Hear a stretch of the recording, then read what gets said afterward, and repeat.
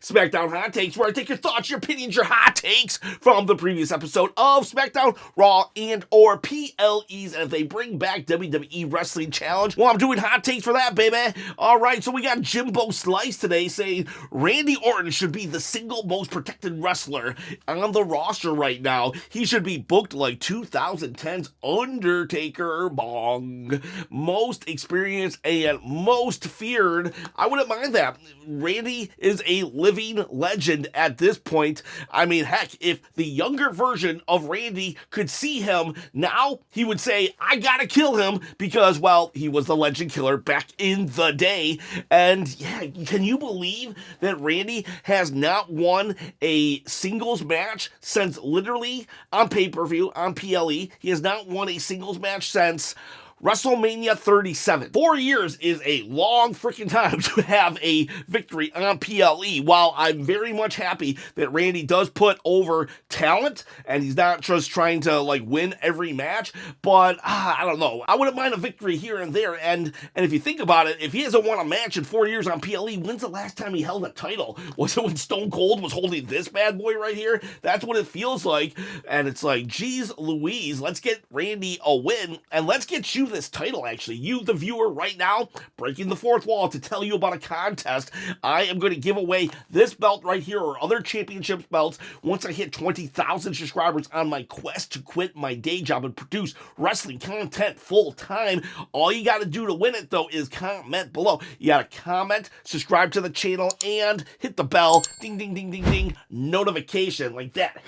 Hit that bell, and if you wouldn't mind, like the video as well. It'll help the engagement get out there, get the video out there, get 20,000 subscribers quicker. You get the bell quicker, free of charge, everything. Let's get to hot takes. Who should Randy face? Solo, Sikoa, or Nick Aldis? Let's see what you beautiful boys and girls say about that. Shazam Hassan says, I'd rather see Orton face Aldis rather than Sikoa. I think I agree with that, and it's a shame because I feel Solo deserves something so much better for what he did last year and all he accomplished, but it feels like Nick has a little bit more story to it, which is just weird. I just don't, yeah, they had some confrontation last year, but Randy and Solo didn't really. I'm torn. I'm definitely really torn because I want Solo to have his WrestleMania match. He goes on to say, and isn't it weird that Cody is praising Cena after saying the crowd was right about his inability to wrestle? That is weird. That's a plot hole. I'm thinking of doing a WrestleMania 41 plot hole video. Would you guys like to see that? Let me know. And if you do, if I get enough, honestly, if I get like 3 people say they want to see a plot hole video, I'll probably do it. But like, it'd be better if I got like 100 people.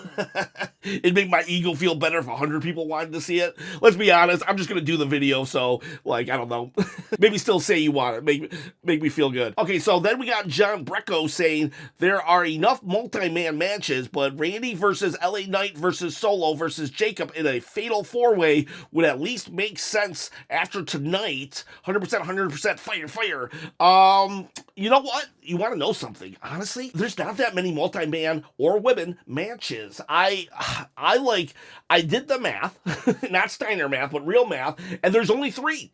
There are 14 matches announced right now, not including Randy Orton, and there are only 3 multi-person matches. You got the fatal 4-way for the Intercontinental title, then you got Punk, Roman, Seth, and then you got Bianca, Io, Rhea. It feels like there's more. It felt like there was going to be a lot more, but the tag team division, SmackDown's tag team title match, that's not happening now as a multi-man. It just felt like there was a lot, probably because 2 of the top spots, the women's championship and the Punk Roman Seth thing, because those are the top spots, it just feels like there's actually more than there is. So if we had to make this a fatal 4-way, it might make sense in that we could just say, oh, the mid-card belts are being defended in fatal 4-ways this year. So, I don't know. It wouldn't be the worst thing. And once I actually sat down and thought about it, seeing that there are a lot of singles competition matches,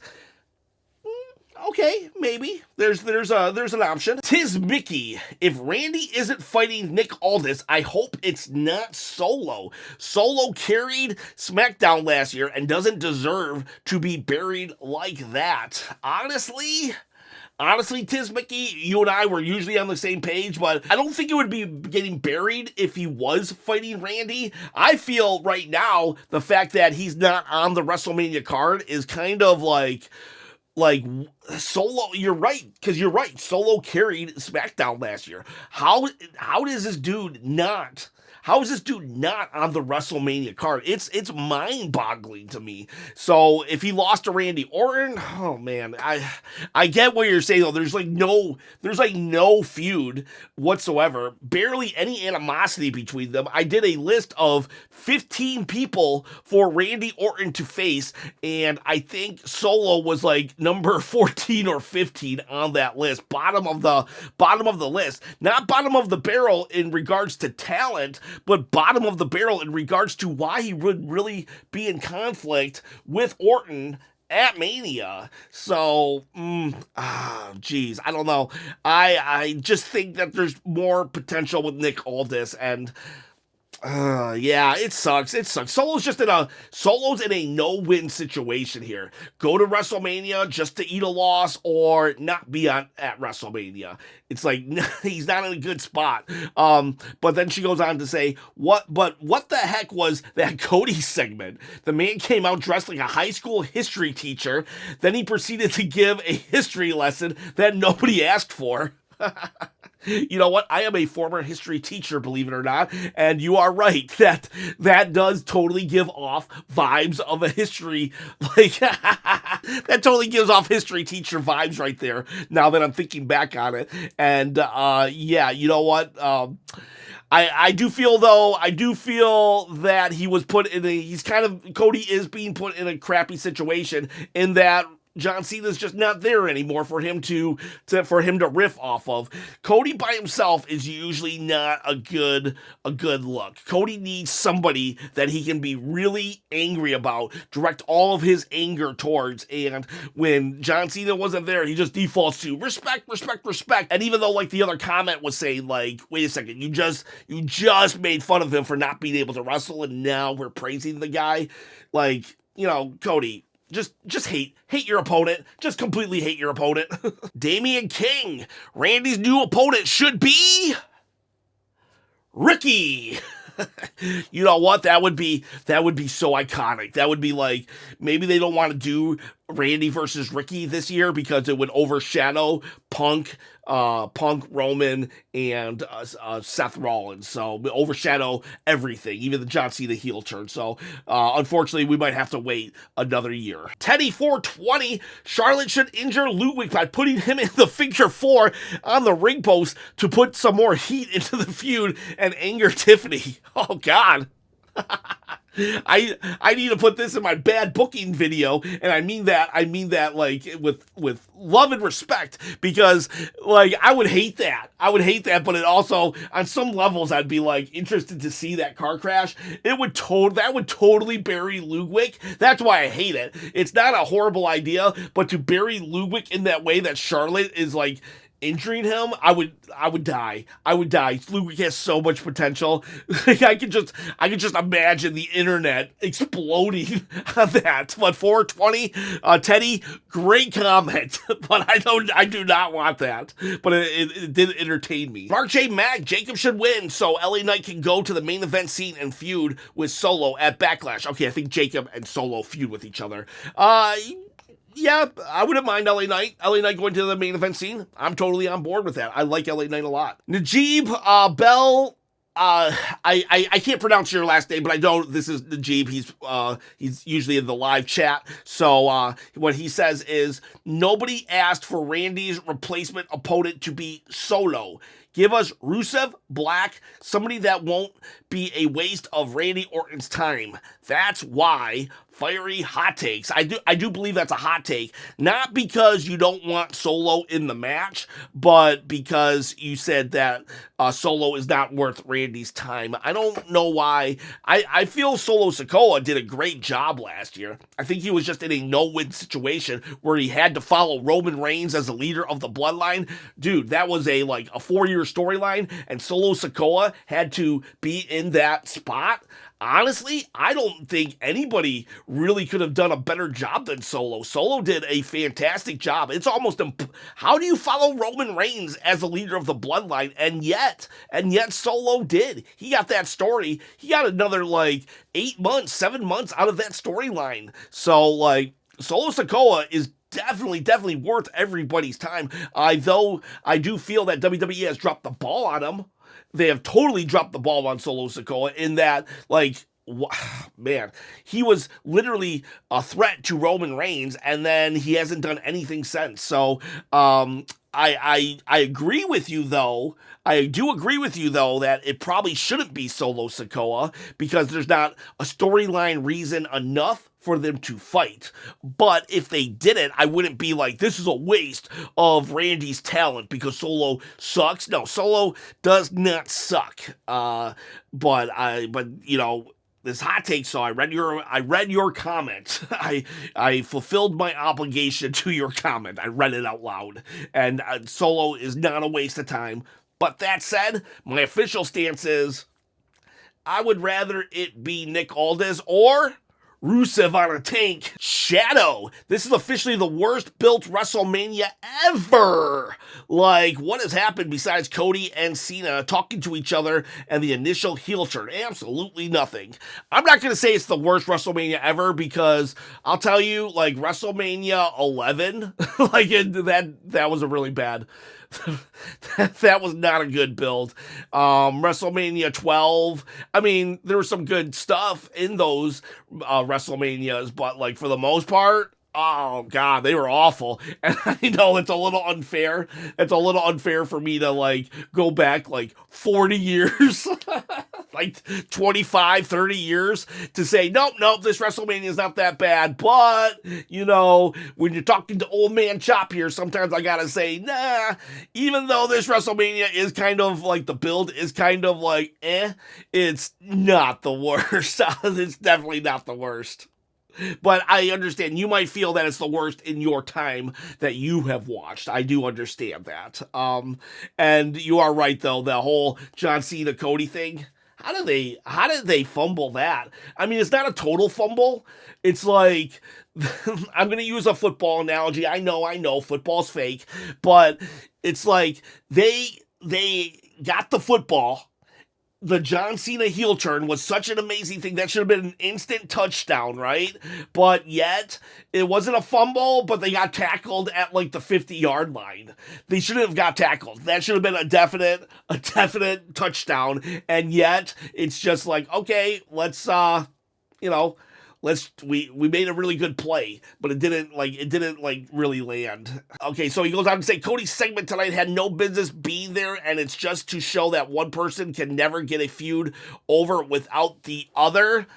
No, I mean, some people can. Drew McIntyre can get a feud over without the other, but Cody cannot, apparently. It's impossible, in my opinion. I just can't stand this. Is all we get a week from freaking WrestleMania? Yeah, fair. KB, hot take. I didn't even make it through the whole show. Went to sleep. Oh, ouch. If you go look at my one take, one shot review from last night, yeah, it was a slog fest. The episode had a couple good things, but for real, if I wasn't doing a live stream, I would have fallen asleep too.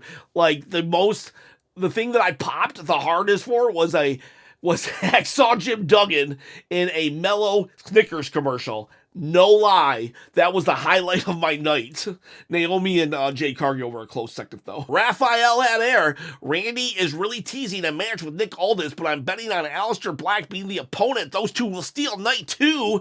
Aleister Black would be a decent choice. Aleister Black and Rusev. They were under contract with AEW, but they've been released, and now they can appear at any moment. And who knows? Who knows? Maybe Nick says, I got a mystery opponent for you, and that's his payback. Number 2, I was hoping that Cena would cut a promo on Instagram or satellite like how The Rock did, but nothing. I found Cody's segment so boring.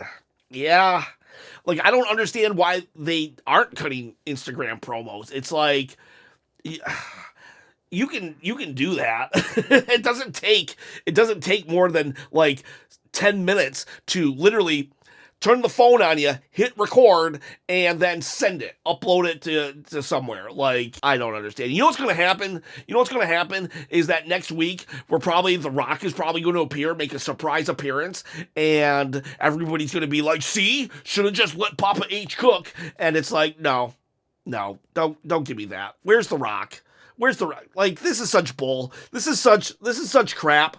That, no pun intended, because he's, he has the Brahma Bull tattoo, but I wish I would have had pun intended, but this is such bullcrap that The Rock showed up like he did, threw everything into a frenzy, and then left like this, and he's gonna, show up on the week before WrestleMania and the night of WrestleMania. I was very much a proponent of the final boss can do whatever he wants, but I'm beginning to change my tune, because, what the heck is this?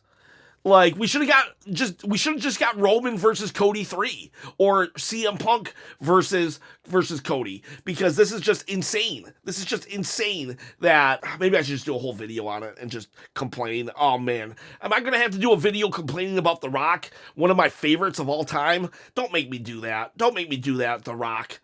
Oh, Rock, why are you doing this to me? Now, I wasn't even thinking of that. Now I'm mad. I'm mad at The Rock now. Number 3, Rey Fenix versus Humberto was match of the night for me. Andrade should pair with Rey Fenix instead of teasing a Legado breakup.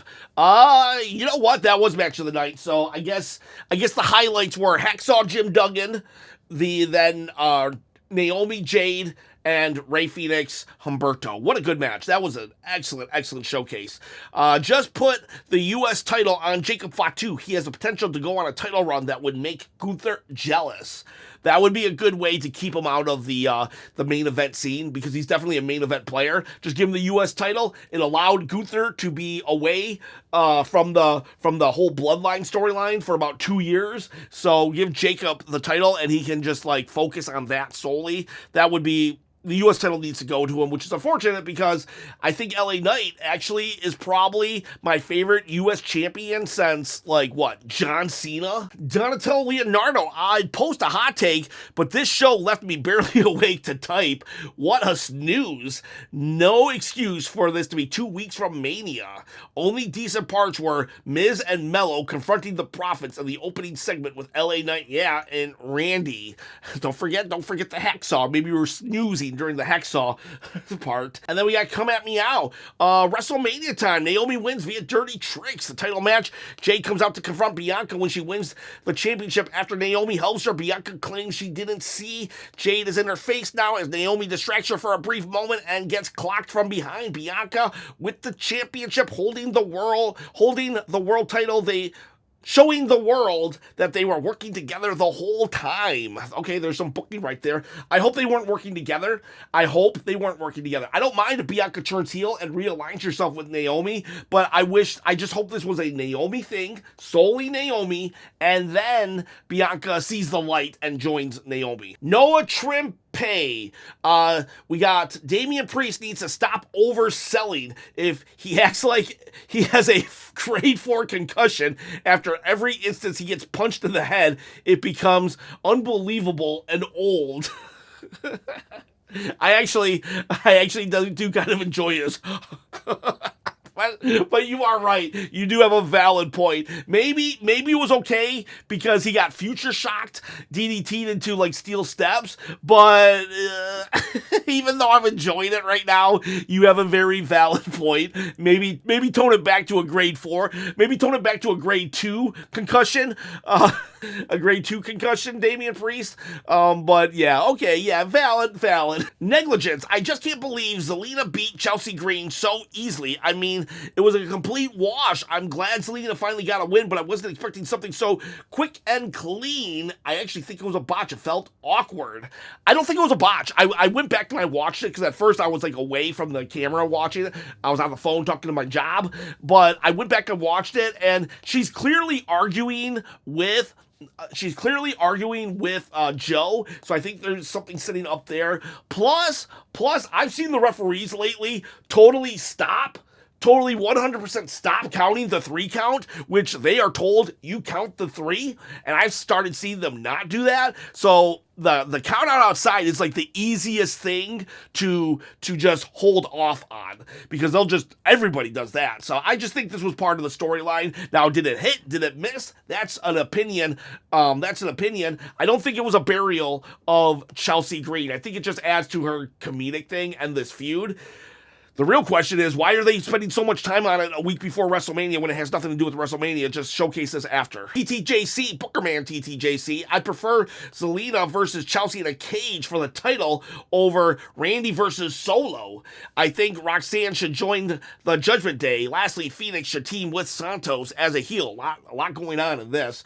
Again, I don't mind Randy versus Solo. It's just an unfortunate situation of the whole Kevin and Randy about to have a match and only not enough build. Zelina versus Chelsea in a steel cage. I'd be okay with that. Chelsea and Zelina, that would cook. And Roxanne and Judgment Day. I don't know about that. That would definitely be... I don't know if 2 alpha females like Liv and Roxanne could get along. T-Rex Carter. Wow, I didn't think anything could make me care less about the Tiffany Charlotte match, and they proved me wrong. Here I was getting excited that Roxanne Perez could potentially be taking Charlotte's place, but no. Another post-match beatdown by Charlotte. This match is officially designated the snack/bathroom break for me. I didn't mind a beatdown this week because of what happened last week. It was so intense last week that I was okay with the beatdown. I actually feel that it wasn't enough. I feel they should have done a bigger beatdown. And yeah, it didn't really hit. It didn't. Last week sold it. Maybe they shouldn't have any airtime. Maybe WWE should have just said, you know what? Because of last week, both of you are suspended until WrestleMania. Because last week, that's all we needed to sell this match. And anything that they do now is just like, it's just kind of going downhill. Like, we could have literally just suspended them for 2 weeks, storyline-wise, of course, and they could have used that. Oh, they hate each other so much that we had to suspend them. That actually probably would have been the best option, in my opinion. Roman Reigns acknowledged me. I get tired of Wade Barrett's voice so easily. I really like Wade as a commentary, actually. I'm surprised, because I did not like Wade as a wrestler. I was one of the few people who did not see the Wade Barrett potential when he was the leader of the Nexus. I liked the Nexus, but I was never really on board with Wade Barrett until he became an announcer. And then, why was he actually blocking Charlotte so hard? I did notice that. He really got in the way of Charlotte, and I don't know. I've seen him get in the way of people before. He's done it to, Drew McIntyre. And so it's not necessarily out of character for him to get involved in these kind of fights. But at the same time, it did seem like he was just a little too aggressive. And I don't know. Maybe he was making up for last week when he was supposed to be the moderator, and it totally went off the rails. So maybe this week he was overcompensating. Roman Reigns acknowledged me, also says the KO injury is a work.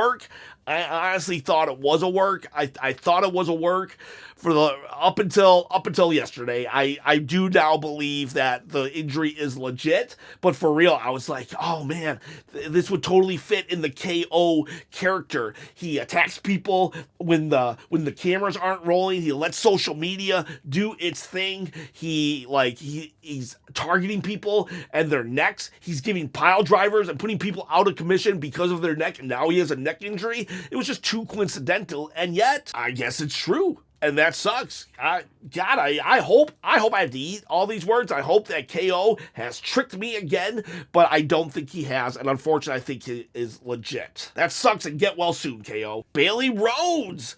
Let me guess. Before I read this comment, I think she's going to be very happy that Bailey is now on the WrestleMania card. Let's see. I could be wrong. Best thing that could have happened tonight happened. Bailey is going to Mania. Bailey Mania is confirmed. I have to be proud of them for being the first people and the last. I wish the night had been Roxanne Free.